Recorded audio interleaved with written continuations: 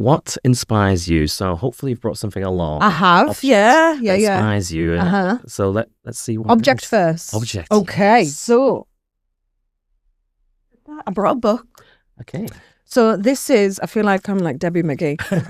This is Brené Brown's Atlas of the Heart. So this book, it's got a number of different levels to it for me of why it inspires me. Should I pop it anywhere or just pop it down? Yeah. Have you read it? Have you come across it before? No, I haven't. Oh, it's fantastic. It's a wonderful book. Overview there. So Brené Brown is an academic who her original research was into shame. And how humans experience shame.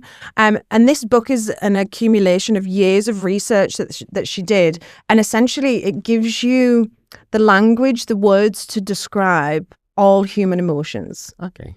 So hence why it's called Atlas of the Heart. Right. It's a kind of like roadmap for how we communicate, how we feel.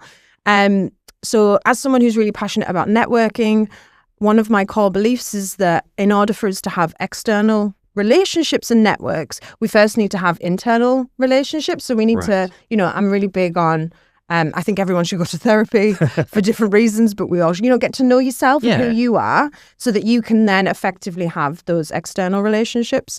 And being able to communicate who we are and what we need, you need the words to do that. And this is where this book comes in.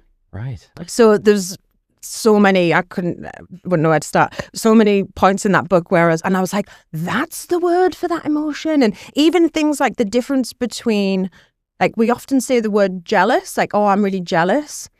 And that's not what we mean. We mean we're envious. Right. And there's a difference between the two, and even understanding the nuances of different words that we use in different situations to be able to articulate our emotions is, like, I think it's just such a gift to have those words to be able to communicate how you feel. And it impacts all of our relationships, the ones that we have with ourselves, but also with partners and networks and family, and giving that to your kids as well is really big.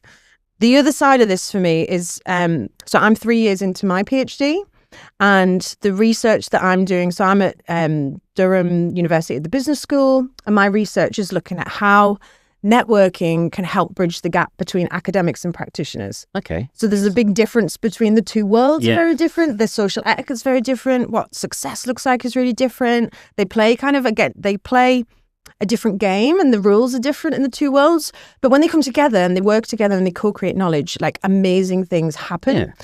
And I'm looking at how we can, I'm using a methodology called design science, that the output of that is that it's an actual tangible artifact, they call it, so a model that can help the world. So if you've ever come across the business model canvas? Yes, I have, yeah. So that was a PhD student using design science methodology, and that was his artifact. So that's, the idea behind it. Brené Brown's obviously an academic, and the majority of academics, they create this new knowledge, but then the world never gets to see it because it's written in journals that are hidden away. Which they don't read. And it's really hard to read, Whereas she's an academic, and there's a few others like Sherry Turkle, who's amazing. There's she's an academic who shares her knowledge with the whole world in a way that the whole world can access it. Yeah. So that for me is like so inspirational. That's something that I really want to achieve with my PhD. Yeah. So this book kind of encompasses my passion for networks and human connection, but also my passion for research and making knowledge accessible. So it's two things in one.